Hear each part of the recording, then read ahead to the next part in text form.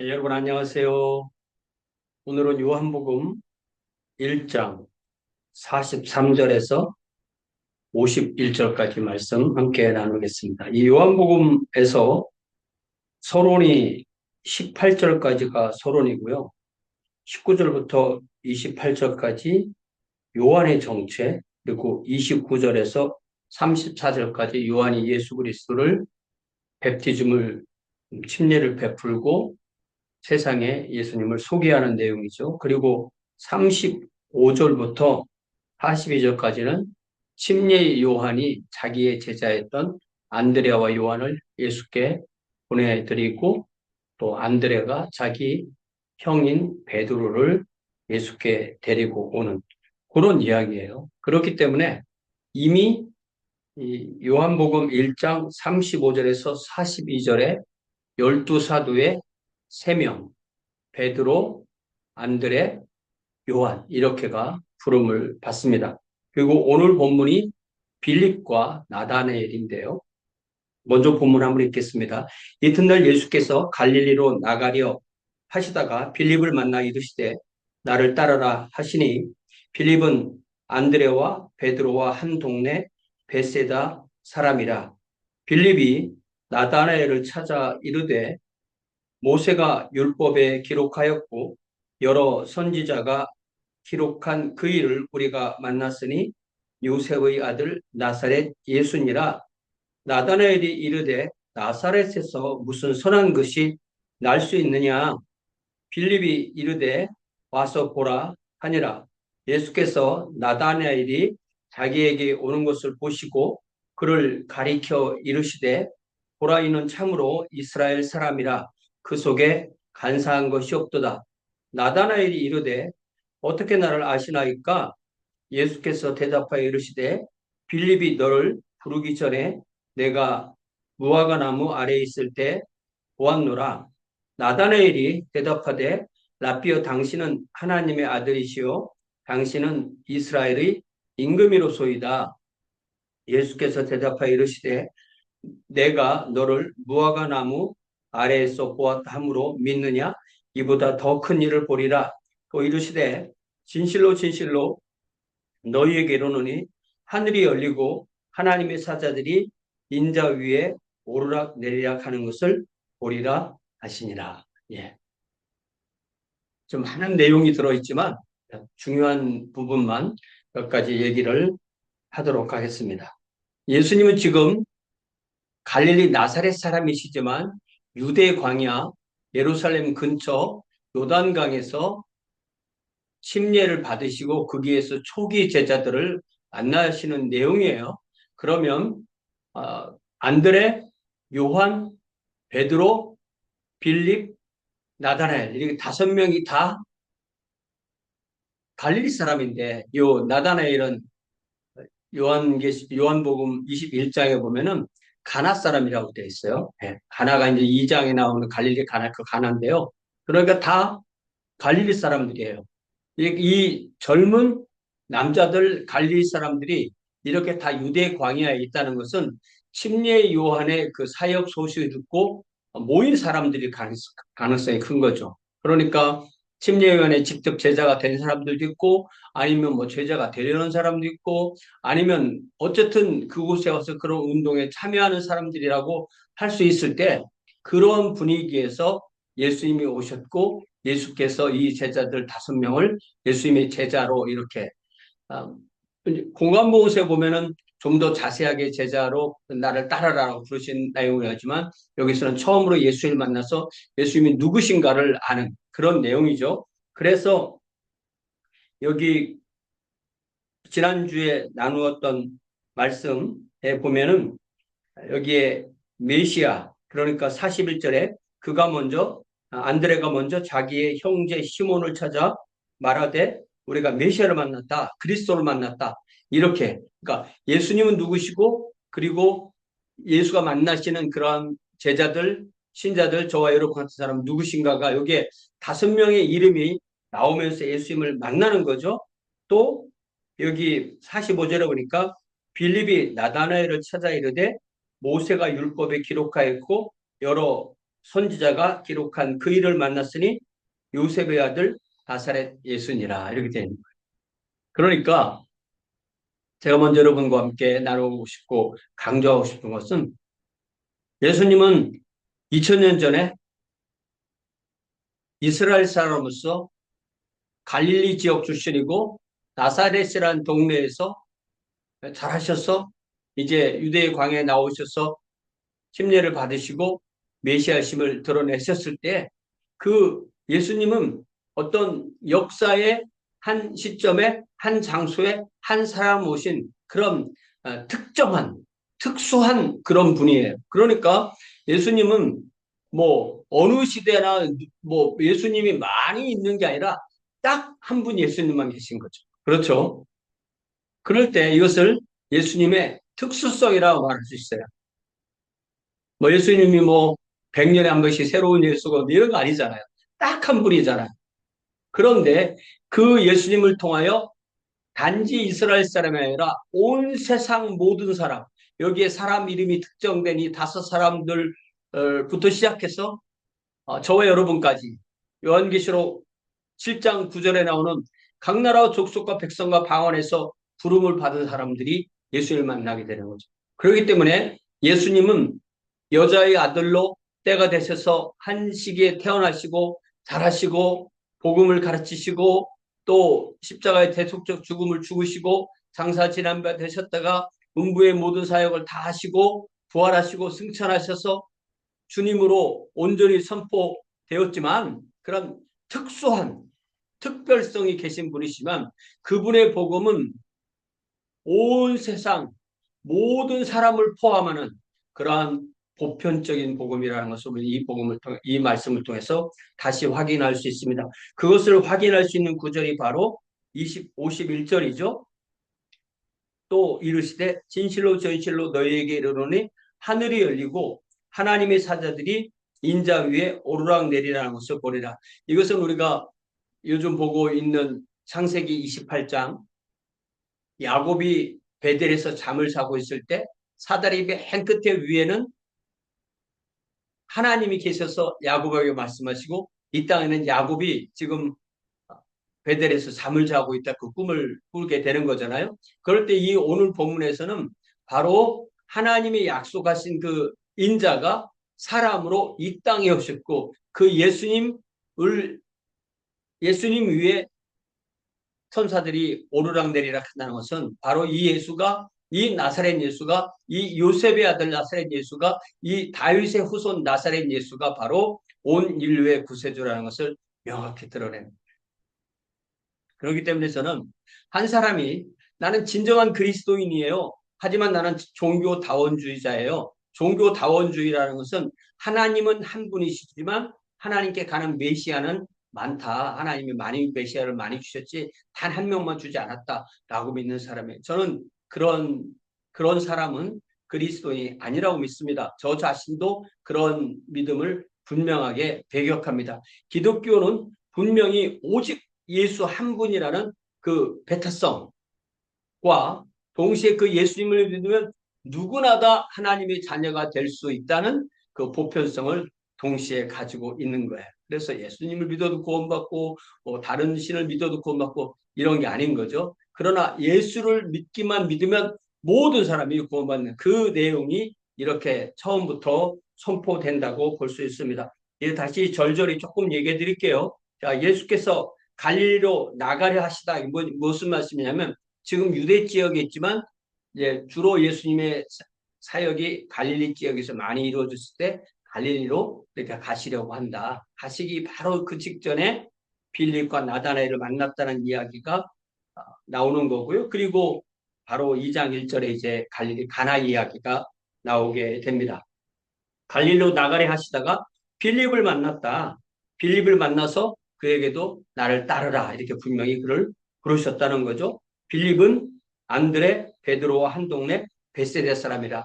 이 갈릴리 바다의 근처에 여러 개의 그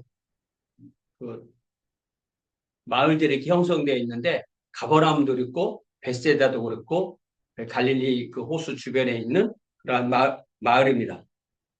그래서 빌립이 나다나엘에게 정확하게 구약 성경을 요약해서 예수 그리스도를 소개합니다. 모세가 율법에, 모세오경, 토라에 기록했고 여러 예언자가 나빔, 여러 나빔이라는 게 이제 예언서거든요. 여러 예언자가 기록한 그이가 이제 오셨다. 그이를 우리가 만나는데 그분은 요셉이라는 아버지의 아들이고 또 고향은 나사렛이고 이름은 예수다. 이렇게 얘기를 한 거예요. 그러니까 이 가나 사람 나다나엘이 이 갈릴리 가나하고 갈릴리 나사렛하고는 상당히 가까운 그런 거리에 있어요. 그래서 본인은 가나 사람이지만 그 나사렛이라는 동네에 대해서 너무 잘 알고 있는 거예요. 그랬을 때 말하기를 나사렛에서 무슨 선한 것, 뭐 메시아 정도는 말도 안 되고 메시아가 아닌 그거보다 훨씬 더 낮은 뭐 그런 예언자나 선생 이런 것은 갈릴리에서 나올 수가 없어. 나도 가나 사람이지만 갈릴리라는 것은 곳에는 하나님이 메시아를 보내주시는 그런 곳이 아니야. 이렇게 말하는 거예요.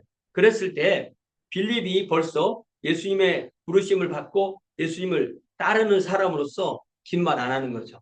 예수님을 만나게 해줄 수 있으니까 안드레가 베드로를 예수님께 모시고 갔듯이 이, 이 나다나엘에게도 그러면은 예수님께 가서 만나보자. 이렇게 얘기를 하는 거예요. 그랬을 때, 빌립이 나다나엘을 이렇게 찾으러 가기 전에 아마 나다나엘은 혼자 있었는데, 그때 그는 무화과 나무, 어떤 특정한 무화과 나무 아래 있었다. 그래서 무화과 나무가 가지는 어떤 상징성도 있지만, 그래도 그가 어느 한 시점에 어느 장소에 있었다는 것은 분명한 거죠. 자, 그랬을 때, 예수께서 나다나엘이 자기에게 오는 것을 보셨다. 얘기하면 빌립과 함께 왔다는 얘기죠. 나다나엘이 오시고 그를 가리켜 이르시되 그를 콕 집어서 말씀하시기를 보라 이는 참 이스라엘 사람이다. 그 속에 간사한 것이 없다. 이건 무슨 얘기냐면 이 나다나엘의 속을 다 아실 뿐만 아니라 바로 전에 빌립과의 대화를 다 듣고 계셨다는 거죠. 그러면 이 사람이 말했을 때 뭐라고 말했냐면 나사렛에서 무슨 선한 것이 날 수 있느냐라고 말한 것이 왜 참 이스라엘이고 왜 그 속에 간사한 것이 없다는 것과 어떻게 연결되느냐 이렇게 생각할 수가 있는 거죠. 우선 이 나다나엘은 바로 내가 이스라엘 사람이기 때문에 구원받는다. 그런 것이 없이 메시아를 만나야만 구원받는다라는 것을 알고 있었던 참 이스라엘이다. 그러니까 육체로 태어난 유대인이나 이스라엘 사람이 메시아가 아니라 하나님이 참 이스라엘이 아니라 메시아를 만난 사람, 그 사람이 이방인 출신이든 그 사람이 유대인 출신이든 그 사람이 남자이든 그 사람이 여자이든 그 사람의 그 사회에서의 그 지위가 높든 낮든 그 사람은 다 참 이스라엘로 예수님을 만나서 그렇게 거듭나게 되고 첫째 부활에 참여하게 되는 거죠. 이 사람이 나를 만나기 때문에 참 이스라엘이다. 그 속에 거짓된 것이 없다. 그 속에 어떤 그 간사한 것이 없다고 번역했지만 그 속에 거짓된 것이 없다. 무슨 이야기냐면 자신이 생각하는 것을 그대로 말하는 사람이지 자신의 속 생각은 나쁜 생각을 하면서 그것을 입으로 표현하지 않아서 이 이중인격 같은 그런 사람이 아니다. 내가 생각하기에 나사렛이라는 곳에서는 메시아가 날 수 없다라고 말한 그것에 대해서 예수님께서 그를 부정적인 것으로 그렇게 보지 않고 맞아. 내가 요셉의 아들 나사렛 출신이야. 그렇지만 내가 메시아라고 그렇게 소개하시기 때문에 그를 그 속에 간사한 것이 없다. 이렇게 말씀하신 것으로 저는 이해를 합니다. 그럴 때 48절에 나다나엘은 어떻게 나를 아시나이까 이미 첫 만남인데 어떻게 나에 대해서 이렇게 정확하게 말씀하실 수가 있습니까? 라고 여쭤보니까 빌립이 너를 불렀을 때 빌립이 당신을 불렀을 때 그때 한 대화뿐만 아니라 그 전에 무화과 나무에 있던 것도 내가 다 보고 있었다. 이렇게 말씀하시는 거죠. 그러니까 이것은 예수님의 보통 사람하고 비교가 안 되는 그런 신성, 어떤 지혜나 어떤 능력이나 이런 면에서 신성을 분명하게 드러내서 말씀하신 것입니다. 그러자 이 나다나엘이 180도 변하게 되는 거죠. 나사렛에서는 어떤 메시아가 나올 수가 없어요 하던 그 사람이 자기 앞에 계신 분이 자기가 일생을 자기 민족이 정말 수천 년을 기다려온 그분이라는 것을 믿고 랍비어 선생님 랍비는 앞에 한번 번역해 줬죠. 랍비어 당신은 하나님의 아들이십니다. 그러니까 우리가 여기에서 요한복음에서 29절에서는 어린 양 하나님의 어린 양 이렇게 소개했죠. 또 33절에서는 내가 보고 그가 하나님의 아들이심을 증언했다고 했죠. 그러니까 요한의 증언이 두 번 하나님 어린 양 하나님의 아들이라고 했죠. 그 다음에 41절에서 메시아 곧 그리스도라고 그렇게 고백했죠. 그리고 여기서 나다나엘은 또다시 당신은 하나님의 아들이시고 당신은 이스라엘의 임금입니다. 이스라엘의 왕입니다. 이스라엘의 왕입니다라는 것은 다윗의 후손이신 메시아의 어떤 왕적 통치. 그러니까 하나님의 왕국을 다스리실 왕입니다라고 그렇게 고백하는 거예요. 그러니까 이 요한복음 1장에서 예수님에 대해서 가장 긴 표현으로 가장 성경이 말하는 그 핵심 용어인 두 가지 하나님의 아들이시고 하나님 이스라엘의 왕입니다. 그러니까 이 나다나엘은 참 이스라엘인데 예수님이 이스라엘의 임금이시니까 당신은 나의 임금이시는 나의 왕이십니다. 라고. 하나님의 아들이라는 말은 하나님이 사람이 되셨다는 말이죠. 그리고 다스리시는 통치자, 임금. 그러니까 당신은 나를 다스리시는 왕이십니다라고 고백한 거예요. 그랬을 때 예수께서 대답하여 이르시되 내가 너를 무화과나 말에서 보았다 하므로 믿느냐? 이보다 더 큰 일을 보리라. 더 큰 일은 이제 그 복음이 예수님과 나다나엘부터 그 관계에서 출발하지만 이 예수님께서 모든 사역을 다 마치시고 부활하시고 승천하심으로 이 복음이 온 세상에 그러니까 이 사도들에 의해서 또 제자들에 의해서 온 세상에 전파되는 그리하여 하늘이 열리고 하나님의 사자들이 인자 위에 오르락 내리락 하는 것. 그러니까 예수님이 전파되는 모든 곳에 예수님의 하나님의 아들이시고 하나님의 왕이심이 전파되는 그런 일들이 있게 될 것이다. 그리고 내가 바로 그 일을 하게 될 것이다. 이렇게 말씀하시는 앞으로의 이 나다나엘이 계속 체험하게 될 것, 또 나다나엘이 주님 앞에 간 이후에도 이 2000년 동안 복음이 전파돼서 교회와 하나님의 왕국이 이렇게 전파되는 그 이야기를 그것을 보게 된다라고 말씀하신 것으로 저는 이해를 합니다. 이 나다나엘이라는 이름이 나탄, 구약의 나단 선지자 나탄, 이 나탄이라는 말이 이렇게 준다, 주었다, 우리 기부, 뭐 개이부 요런 의미인 거거든요. 그래서 나타나엘이니까 하나님이 주신 하나님의 선물. 그러니까 우리가 바로 나타나엘이라는 이름을 통해서 우리는 하나님의 선물로 이 세상에 존재하는 거라는 것을 깨닫게 되는 거죠. 그래서 이 나타나엘이 여기에 이 이름이 여기에 이렇게 요한복음에 나오고 공관복음에서 나오지 않는데 빌립과 항상 같이 나오는 사람이 바돌로메예요. 바돌로메. 그랬을 때 이 바돌로메라는 것은 돌로메의 아들이란 말이잖아요. 그래서 바돌로메고 이름은 나다나엘이다. 이렇게. 그래서 이름을 요셉의 아들 또 나사렛 예수 이렇게 부르고 또 요한의 아들 시몬 이렇게 부르잖아요. 그런 식으로 돌로메의 아들 나다나엘 이렇게 되는 이름이라고 이해를 합니다. 그러니까 12사도의 한 명이 바로 이 바돌로메인 나다나엘 그렇게 이해를 하는 거죠. 그래서 우리도 우리 역사에 이렇게 특수한 시기에 특수한 한 사람으로 오신 그 메시아를 믿음으로 모든 사람이 각 나라와 족속과 백성과 방언해서 믿는 사람이 바로 하나님의 택하심을 따라서 믿는 사람이 하나님의 왕국 백성이 되고 저와 여러분이 바로 그러한 하나님의 왕국 백성이 되어서 예수님을 구주와 주임으로 믿고 고백하고 따르며 하나님의 아들로 사람의 아들로 그렇게 고백하는 그러한 주님의 왕국 백성이 된 것을 다시 한번 우리가 돌아보고 이 큰 복에 대해서 주님께 감사합니다. 사랑의 아버지 하나님, 오늘 요한복음 1장을 마치면서 다시 한번 복음과 또한 우리가 믿는 이 모든 믿음의 이 특수성과 보편성에 대해서 다시 한번 생각하게 하시니 감사합니다.